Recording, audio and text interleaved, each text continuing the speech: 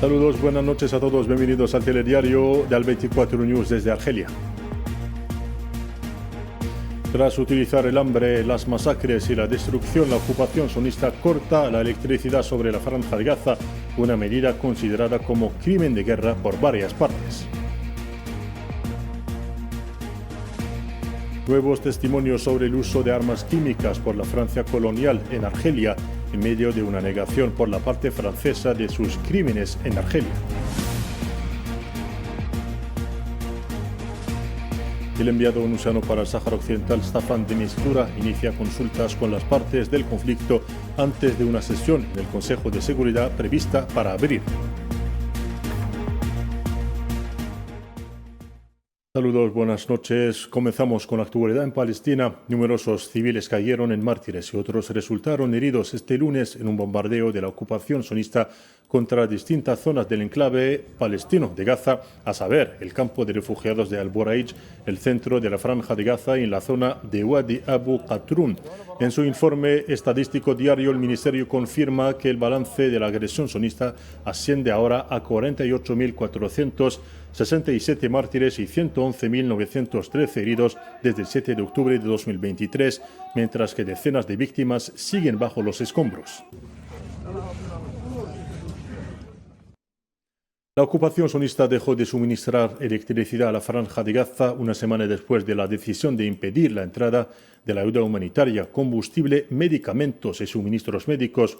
El director de medios de comunicación de la compañía de distribución de electricidad de Gaza confirmó que la ocupación suministraba a la Franja de Gaza 10 líneas principales que fueron cortadas al comienzo de la agresión, y la decisión de cortarlas de nuevo amenaza con un desastre sanitario y medioambiental, especialmente porque el suministro de agua potable depende totalmente de las plantas desalinizadoras que funcionan con electricidad.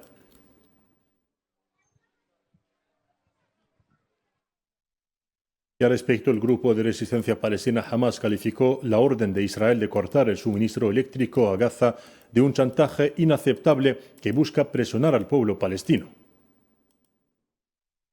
La ocupación sigue traicionando el acuerdo y se niega a iniciar la segunda fase, revelando sus intenciones de evasión y dilación. El acuerdo fue negociado por mediadores y presenciado por el mundo, lo que obliga a la ocupación a aplicarlo, ya que es la única forma de recuperar a los prisioneros. El lenguaje del chantaje y las amenazas de guerra no funcionarán, y la única vía es la negociación y el compromiso con el acuerdo. De lo contrario, se trata de una manipulación del destino de los prisioneros.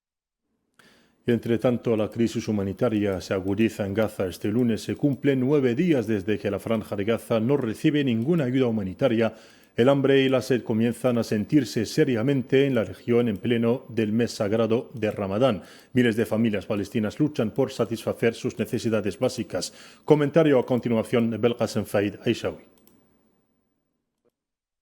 En los pasillos del campamento de desplazados de Khan Yunis, entre las tiendas improvisadas que sirven de refugio a numerosas familias, el aroma del pan recién horneado impregna el aire. Ghadar Rakab, madre palestina de 6 hijos, se afana en cocinar pan y preparar alimentos para su familia y sus vecinos. Esta palestina de 40 años de edad es una de las pocas que tiene acceso a un horno de barro, un rudimentario fogón que alquila por un precio simbólico.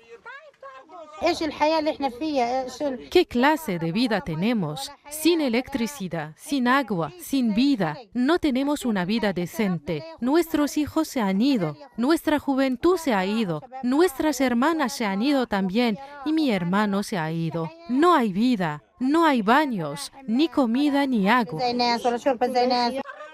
Además, Gaza enfrenta problemas de salud que no puede tratar debido a la falta de hospitales y recursos económicos. 15 meses de genocidio han arrasado Gaza, dejando su sistema sanitario completamente devastado. Tengo alergia en el pecho, me siento cansada, me huele a polvo en el pecho y tengo alergia. ¿Cómo puedo conseguir dinero para tratarme? Nadie nos ayuda. La historia de Gaza es la de miles de palestinos en la Franja de Gaza expulsados de sus hogares por la fuerza. Ahora enfrentan la brutalidad de una ocupación que ha convertido el hambre en un arma más dentro de su plan para complementar la exterminación del pueblo palestino. El director de la Agencia de la ONU para Refugiados Palestinos, UNRWA, Filippi Lazzarini, advirtió este lunes de que la situación se está deteriorando rápidamente y existe riesgo de que Gaza sufra otra crisis de hambre si Israel sigue bloqueando la ayuda. En una rueda de prensa en Ginebra, el jefe de la UNRWA alertó de que los bloqueos ya se hacen sentir entre la población civil gazatí que carece de alimentos. We have already seen the first signs of increased prices. Ya hemos visto los primeros signos de aumento de los precios en el mercado. Esa es la primera reacción. También hemos visto mucha gente del norte yendo al sur, porque en el norte no se pueden reanudar realmente los servicios. Y obviamente con los bloques aún menos se pueden reanudar estos servicios. Así que creo que cuanto más avancemos, más veremos aumentar el impacto sobre la población. Y obviamente corremos el riesgo de volver a la situación que vimos hace meses sobre la profundización del hambre en la Franja de Gaza. In the Gaza Strip. El movimiento de resistencia islámica palestina Hamas reiteró su pleno compromiso con el acuerdo de alto el fuego y su disposición a iniciar inmediatamente la segunda fase de las negociaciones. En una declaración en Telegram, el movimiento rechazó lo que calificó de lenguaje de chantaje y amenazas de guerra. Condenamos enérgicamente la decisión de la ocupación sionista de cortar la electricidad a Gaza, después de privarla de alimentos, medicinas y agua, en un intento desesperado de presionar a nuestro pueblo y a su resistencia mediante un chantaje barato e inaceptable. Cortar la electricidad, cerrar los pasos fronterizos, detener la ayuda, el socorro y el combustible y matar de hambre a nuestro pueblo es un castigo colectivo y un crimen de guerra en toda regla. Las prácticas de la ocupación constituyen una violación flagrante de los acuerdos firmados y una violación de todas las leyes y normas humanitarias, en una nueva confirmación de que la ocupación no cumple sus compromisos. Y en Cisjordania ocupada, las fuerzas de ocupación sionistas prosiguieron su escalada, irrumpiendo esta madrugada en las ciudades de Naplusa y Qalqalía, horas después de introducir tanques en zonas al suroeste de Jenin.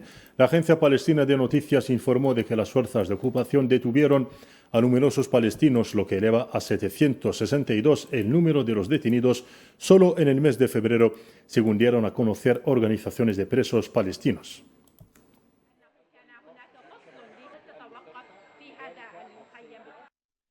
Sobre la situación en el Líbano, el secretario general de Hezbollah libanés, Naim Qassem, no descartó la reanudación del enfrentamiento contra la ocupación sionista si ésta sigue violando el acuerdo de alto el fuego y ocupando el sur del Líbano.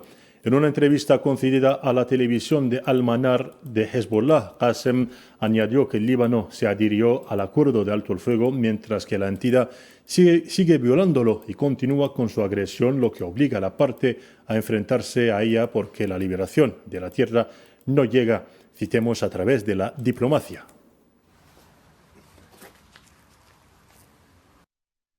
Y el Consejo de Seguridad de la ONU celebra este lunes una sesión urgente a puerta cerrada a petición de las misiones de Rusia y Estados Unidos ante la ONU para tratar los últimos acontecimientos en Siria. El Consejo explicó en un comunicado ayer domingo que el enviado especial del secretario general a Siria, Geir Pedersen, informará a los miembros del Consejo sobre la realidad de lo que está ocurriendo en el territorio sirio.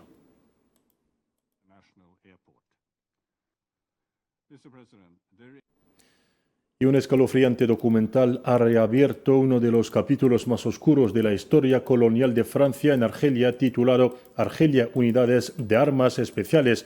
La obra de la directora francesa Claire Pied fue difundido ayer en la televisión suiza, revelando estremecedores testimonios y pruebas descalificadas del exterminio químico por parte de las fuerzas coloniales francesas durante la Guerra de Independencia de Argelia. A través de relatos de testigos presenciales y documentos oficiales, la película expone el uso de armas químicas y gases tóxicos contra civiles argelinos, especialmente la masacre de Ghar Beni Chatouh en la provincia de Batna, un suceso espantoso que sigue grabado en la memoria de los supervivientes. Mi tío murió delante de mí. Mi padre le enseñó la shahada en sus últimos momentos. Tenía asma y no sobrevivió. Al día siguiente volví con mi madre y encontré los cadáveres. De 6 en 6 o de 7 en 7. Se habían vuelto azules, hinchados hasta volverse irreconocibles. Solo se les podía identificar por la ropa. El documental recogió también el testimonio del exministro de Defensa de Francia, Alain Richard, quien admitió que en aquel momento no había necesidad de utilizar armas químicas y gases venenosos para matar a los argelinos durante su revolución de liberación. No veo ninguna situación en los últimos 50 años que hubiera llevado a Francia a utilizar armas químicas. Creo que todos los países luchan por asumir las acciones que llevaron a cabo en el pasado y nosotros no somos una excepción. Y en otro orden de ideas, la revista El Jaish, revista del ejército argelino, dedicó parte de su editorial de marzo a conmemorar las hazañas de los mártires y sus sacrificios por la liberación del país. En su editorial con motivo del Día de la Victoria, que coincide con el 19 de este mes, la revista del Ejército subrayó que el colonizador brutal y bárbaro intentó por todos los medios y métodos exterminar al pueblo argelino y borrar su identidad.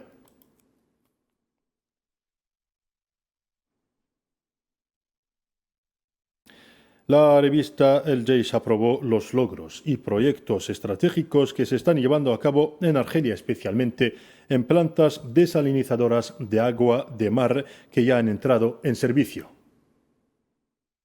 La nueva Argelia victoriosa vive a ritmo de grandes realizaciones y proyectos estratégicos, entre ellos los inaugurados por el presidente de la República, Abdelmejid Tebboune, a finales del mes pasado, a saber, las desalinizadoras de agua de mar. Estas plantas desalinizadoras de agua de mar, que ya han entrado en servicio, representan un paso importante para reforzar nuestra seguridad hídrica y garantizar la satisfacción de las necesidades de agua potable de nuestros ciudadanos. Como ha dicho el presidente de la República, estas gigantescas realizaciones encarnan la voluntad inalterable de la Argelia victoriosa con sus valientes hijos. Y siempre en Argelia, el ministro de Estado, ministro argelino de Asuntos Exteriores, Comunidad Nacional en el Extranjero y Asuntos Africanos, Ahmad Attaf, recibió este lunes en la sede del ministerio a la vicepresidenta de la Comisión de la Unión Africana, Monique Nsanbaganoua, quien le hizo una visita de despedida unos días antes de finalizar su mandato. Según un comunicado del ministerio argelino, la audiencia brindó a ambas partes la oportunidad de intercambiar pareceres y análisis sobre la evolución de la situación a nivel continental, en particular sobre las perspectivas de reforzar la acción conjunta africana para hacer frente a los retos planteados en los ámbitos de la seguridad, la política y el desarrollo.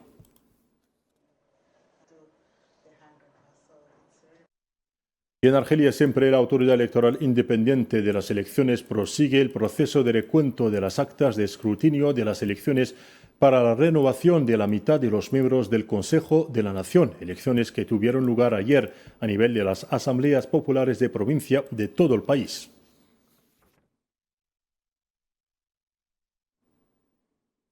En cooperación, la compañía argelina de transporte aéreo Air Algérie ha firmado un contrato de colaboración con la empresa estadounidense Cepat Global para modernizar y mejorar la formación de pilotos mediante la incorporación de soluciones digitales avanzadas e interactivas, lo que permitirá elevar los niveles de seguridad y eficacia dentro de la compañía.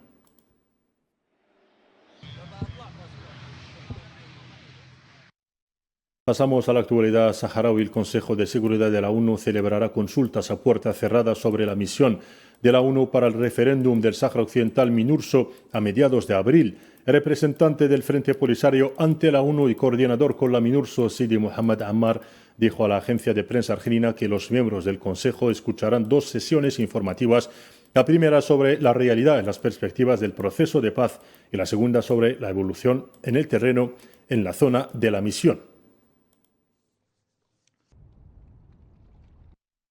El enviado personal del secretario general de la ONU para el Sáhara Occidental, Staffan de Mistura, inició consultas preliminares en previsión de la sesión a puerta cerrada del Consejo de Seguridad de la ONU sobre la MINURSO. El representante del Frente Polisario ante la ONU y coordinador con la MINURSO, Sidi Mohamed Ammar, explicó que de Mistura se reunió con el secretario de Estado del Ministerio de Asuntos Exteriores de Eslovenia, miembro no permanente del Consejo de Seguridad, en el marco de las consultas preliminares para la próxima sesión.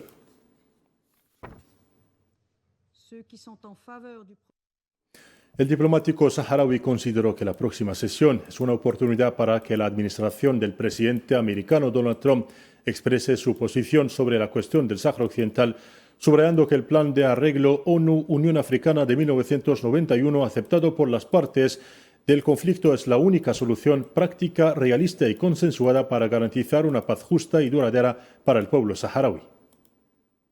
Las próximas consultas del Consejo de Seguridad serán la primera oportunidad para la nueva administración estadounidense de expresar su posición sobre todas las cuestiones relacionadas con la misión de paz de la ONU en el Sáhara Occidental. La parte saharaui afirma su cooperación con los esfuerzos de las Naciones Unidas y de la Unión Africana para alcanzar una solución justa y duradera al conflicto del Sáhara Occidental. Reafirma asimismo su compromiso con la opción de una paz justa y duradera y el compromiso del pueblo saharaui con su derecho inalienable a la autodeterminación y la independencia, además de su derecho a resistir por todos los medios legítimos, incluida la lucha armada. Y en España, el Parlamento Autonómico de Navarra ha instado a las Naciones Unidas a adherir a su mandato de organizar un referéndum de autodeterminación en el Sáhara Occidental, haciendo un llamamiento a la comunidad internacional para que trabaje en pro de una solución definitiva basada en la legalidad internacional. El texto aprobado por el Parlamento Regional incluye una serie de demandas dirigidas a Naciones Unidas, a la Unión Africana y al Gobierno español para que adopten una postura más eficaz en defensa de los derechos del pueblo saharaui.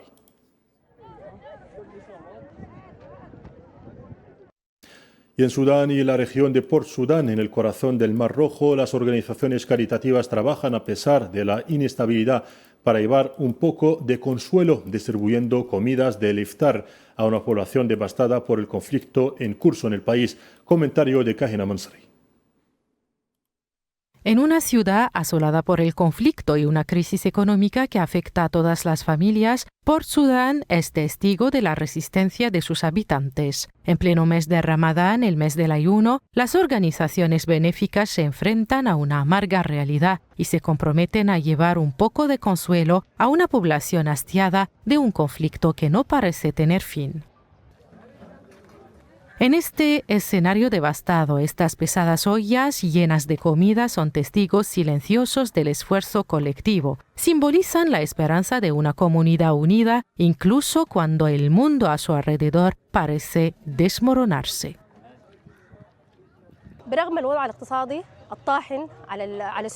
A pesar de la difícil situación económica de Sudán y de la ciudad de Port Sudán y del gran número de desplazados, podemos comprobar que esta comida satisface las necesidades de los ayunantes en hospitales y refugios que no disponen de servicios suficientes. Esperamos estar a la altura de esta gran responsabilidad. Varios voluntarios unen sus fuerzas para ofrecer un momento de solidaridad en el que cada comida constituye una mano tendida a los necesitados. Los carceleros están disponibles, los conductores están disponibles, las personas que distribuyen las comidas están disponibles. Todo el mundo hace lo que puede, incluso en nuestro propio trabajo. Nos tomamos un descanso cuando hay un proyecto benéfico y pedimos vacaciones mensuales hasta el fin del Ramadán. Luego volvemos al trabajo. A pesar del conflicto en curso desde abril de 2023, a pesar de la escasez y de la inestabilidad, las comidas distribuidas durante este mes sagrado son un acto de solidaridad y un mensaje de esperanza para quienes viven en la incertidumbre. Tenemos 40 puntos de distribución, sobre todo en hospitales del Estado del Mar Rojo, para pacientes y sus cuidadores. También visitamos comisarías, puestos de control, prisiones y alojamientos para estudiantes en el distrito de Mayo. En Port Sudán, a la sombra del conflicto, la generosidad y el compromiso de las organizaciones caritativas están llevando un poco de calor humano a los más abollados. Estos pequeños gestos de solidaridad recuerdan que la esperanza, por frágil que sea, puede dar motivos y fuerza para creer en un mañana mejor. Y hablamos ahora del conflicto en Ucrania. El presidente Volodymyr Zelensky, ucraniano, aterrizó este lunes en Arabia Saudí para reunirse con dirigentes saudíes un día antes de las conversaciones entre responsables ucranianos y estadounidenses que Washington espera que ofrezcan avances sustanciales para poner fin a la guerra en Ucrania. Luchando con el nuevo enfoque de la Casa Blanca, Ucrania ha presionado por unas relaciones pragmáticas tras un desastroso encuentro en el despacho oval entre Zelensky y el presidente de Estados Unidos, Donald Trump.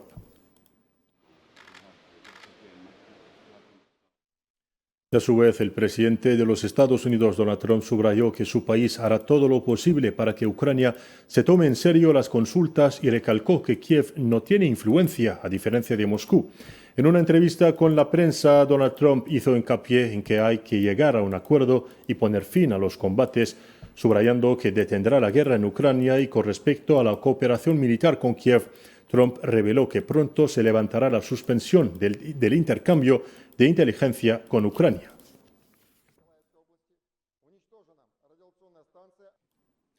En el resto de la actualidad internacional, China considera que la imposición por Estados Unidos de aranceles a los buques asociados elevará los costes mundiales del transporte marítimo y desestabilizará las cadenas internacionales de suministro. La portavoz del Ministerio Chino de Asuntos Exteriores, Mao Ning, pidió durante una rueda de prensa ordinaria a Estados Unidos que respete las normas multilaterales, subrayando que tomará las medidas necesarias para proteger sus derechos e intereses legítimos.